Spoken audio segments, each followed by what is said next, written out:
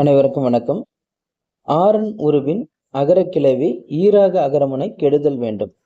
இப்போ இந்த நூற்பால ஆறாம் வேற்றுமை உருவு அது இருக்கு இல்லையா, அதனுடைய அகரம் கெடுதல் வேண்டும் அப்படின்னு சொல்றாரு. எப்பன்னா ஆறன் உருவின் அகரக்கிளவி ஈராகு அகரமுனை கெடுதல் வேண்டும்.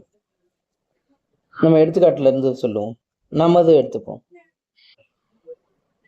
நாம் கூட்டல் அது, அதுதான் நமதுன்னு வருது.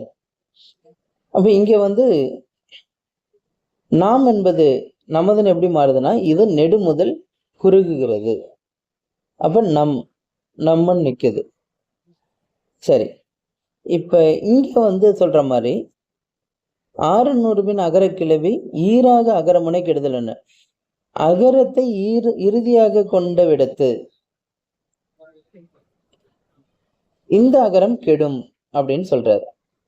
அப்ப இந்த சொல்லுல எங்க அகரம் இறுதியா இருக்கு அப்படின்னு பாத்தீங்கன்னா இதுல இல்லை. அப்ப அதனாலதான் இங்க உரையாசிரியர் என்ன சொல்றாங்கன்னா, ஆறாவதற்கு தொகை மரபினை நோக்கியதோர் கருவி கூறுதல் முதலேற்றுன்னு சொல்றாங்க. அப்ப இது தொகை மரபுல போய் நம்ம பார்க்கணும். தொகை மரபுல ஆறாம் வேற்றுமைக்கும் நான்காம் வேற்றுமைக்கும் ஒரு நூற்பா சொல்லப்பட்டு இருக்கு. என்ன விதி அப்படின்னு பாத்தீங்கன்னா, ஈராகு புள்ளி அகரமுடு நிலையும், இந்த இறுதியில வருகின்ற இந்த புள்ளி இருக்கு இல்லையா, அது அகரமுடு நிலையும். அந்த நூற்பா தொடக்கம் எப்படி இருக்குன்னா, ஆறன் உருபினும் நான்கன் உருபினும், அடுத்த வரி நமக்கு தேவையில்லை, அதுக்கு அடுத்த வரி தான் ஆறன் உருபினும் நான்கன் உருபினும் ஈராகு புள்ளி அகரமுடு நிலையும். இப்ப புரியுதுங்களா? ஈராகு புள்ளி அகரமுடு நிலை. அப்ப ஆறாம் வேற்றுமைக்கு நான்காம் வேற்றுமை வரும்பொழுதுன்னு சொல்லியாச்சு.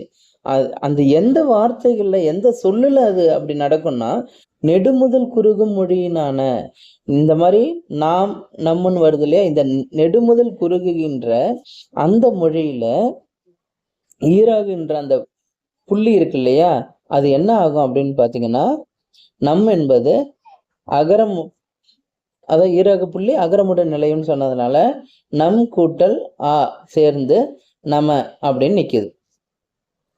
அப்ப இது என்ன ஆகுது அப்படின்னு பாத்தீங்கன்னா, நம கூட்டல் அதுன்னு வந்துடுதா. அப்ப இதுல ஒரு அகரம் இருக்கு, இங்க ஒரு ஆ இருக்கு, இங்க ஒரு ஆ இருக்கு. இந்த இரண்டு ஆ இருக்கிற இடங்கள்ல இப்ப எது கெடும் அப்படின்னா, இந்த ஆறாம் வேற்றுமையில இருக்கிற அகரம் தான் கெடும். கெட்டு அது நமது அப்படின்னு ஆகும். அதுதான் இங்க சொல்றாரு. இதுதான் நமது. புரியுதுங்களா?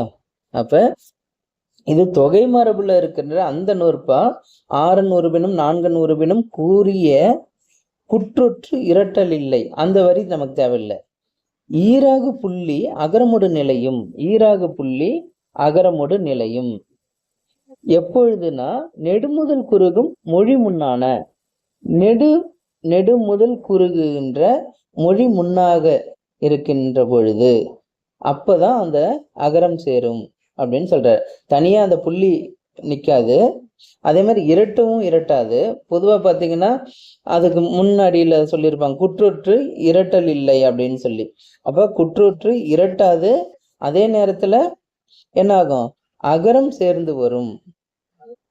நாம் என்பது நம்மனாகி அது கூட அகரம் சேர்ந்து நம அப்படின்னு நிற்கும்.